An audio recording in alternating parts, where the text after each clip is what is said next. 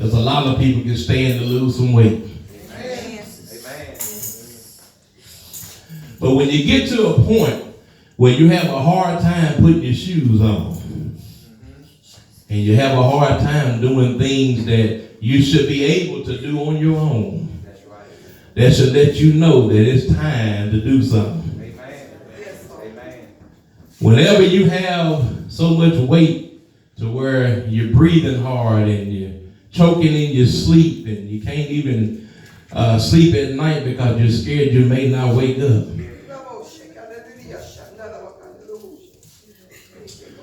So I said, God, everybody tried this and tried that, but I need something that's going to work for me.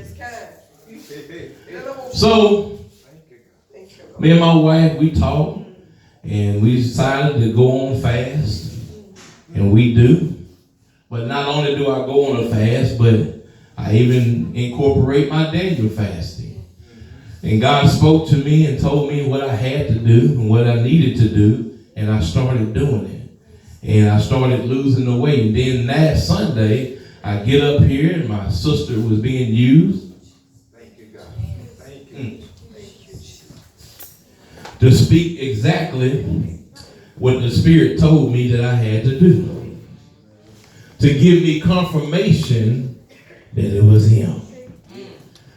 And I was so happy about it that I let it slip to the pastor that it was God. I was excited. And I'm still excited. I told myself, I ain't telling nobody nothing, because a lot of people, when you get to telling them what you're going to do, you got people that like to speak against it. And I wasn't trying to do a New Year's resolution. I needed a life resolution. I'm drinking this water because of the fasting and the changing of life, things happen, and my gums messing with me a little bit. I got to go to the dentist.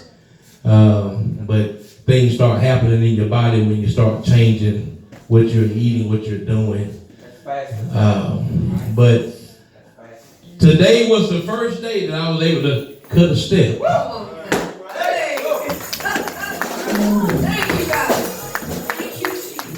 I felt like I weighed 100 pounds.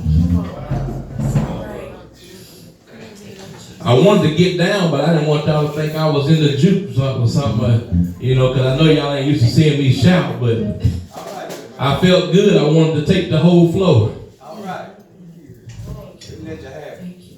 Because I felt light. I felt good. And of course, I weigh myself every once a week. And my wife, I let her be the mediator so she can write my story. And she was happy what she saw on the scale. But what I'm saying is to you today is I'm on a journey.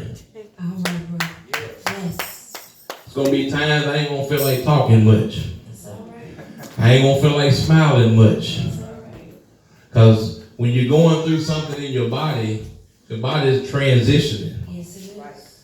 And when you're going through some pain, sometimes you don't feel like smiling and and so don't say Brother Jody acting funny. Because you should be feeling like me. You need to do something yourself. Amen. But I'm getting to a point in my life, I said, God, I want you to use me even more. And God spoke to me and said, I can't use you, son, if you got weight on your heart. You got to get it off. And as I cried out to him and told him what I want to do, he just started letting me know that I'm going to take you to that shower. I'm going to take you to the place.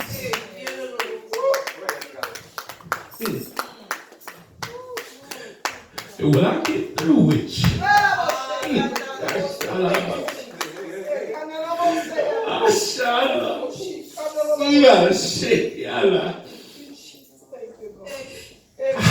shut up.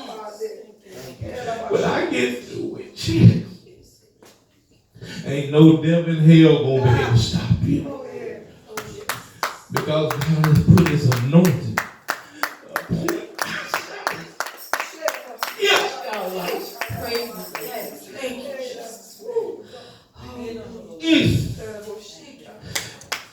I made you the head and not the tail. I made you above and not beneath. I want for nothing but to live, to be able to satisfy God. There's nothing in this world I desire. I don't need cars and home. I got it all. I don't need money. I don't need none of it. Because God has blessed me because he knows what my heart is. When your heart is right, you're not always constant in need. God has blessed the hands.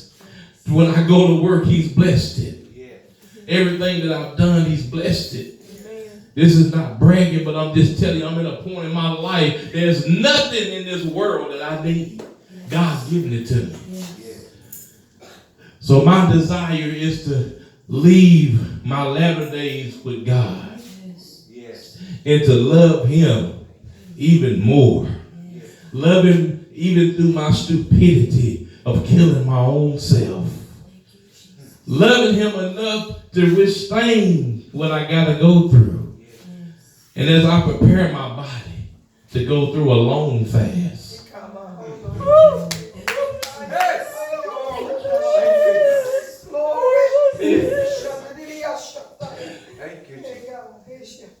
This is going to be a task that I'm going to win.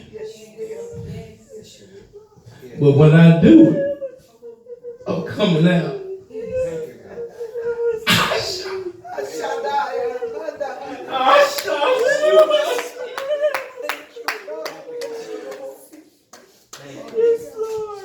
I'm going to do it. Because God told me. Yes, Lord. It must be.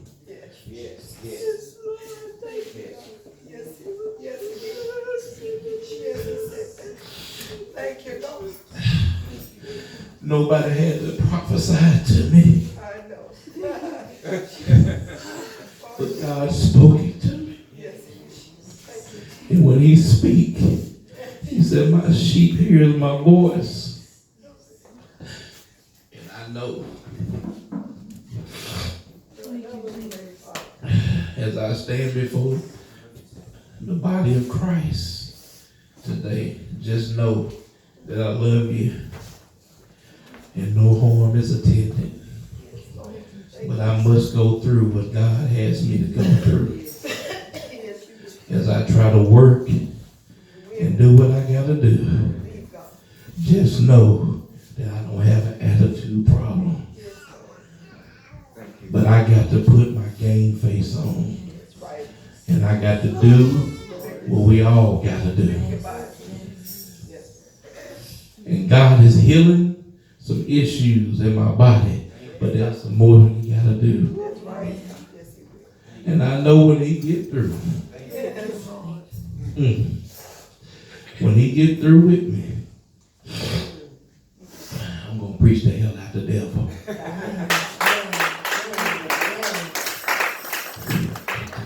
He won't have no power in my midst because I'm going to be in my word even no more. The things that needs to be done. Because God said, I'm coming back. And I'm coming back sooner than you think. And God is saying we better put our skates on and we better run. Because playtime is over. Jesus is soon to come. If you think you got until you turn a certain age or whatever, death has no age. It don't care how old you are, it'll take you up out of here. We all experienced a tragedy on last Sunday with Kobe Bryant's family and 9 other people, which shook up the world. Yes, we know that no matter who you are, how rich you are, who you are, you can leave here. But at the same time, just like he thought he was going to another foot basketball game and doing his regular routine like nothing was going to happen, and got up in an airplane and hit a mountain that he didn't even see and took him down with 8 other people, and they didn't see it coming, and boom, that's how life take you. What am I saying? Life is too short to be hating on each other. Life is too short not to love everybody. Life is too short not to call and say I love you. Life is too short to be up here having envy. Life is too short to be jealous of anybody in the church. Life is too short to have anything in your heart that you need to speak of. Nobody in this church big enough for me not to tell you what's in my heart. If you don't like somebody, get it out. If you do like them, let them know. I'm not preaching, but it's what it is. This is real life event. What happened with that man and them other people was a life change. We can be insensitive if we want to. We all gonna leave here, true enough. But that was a foul way to leave. To fall 2,000 feet out the air in a helicopter and blow up. That's tragic. Instant life removal. So don't let it be like everybody else that I'm hearing saying, I wish I had one more conversation with my mama or with my sister. I even spoke to my sister and my mom. I'm going to call you even more. Why? Because that could have been the day I should have talked. That one day I say, oh, they don't need to hear my voice today. It's the day I should have talked to them. So I say this to say that don't put off what you can do today and think that you can do it tomorrow.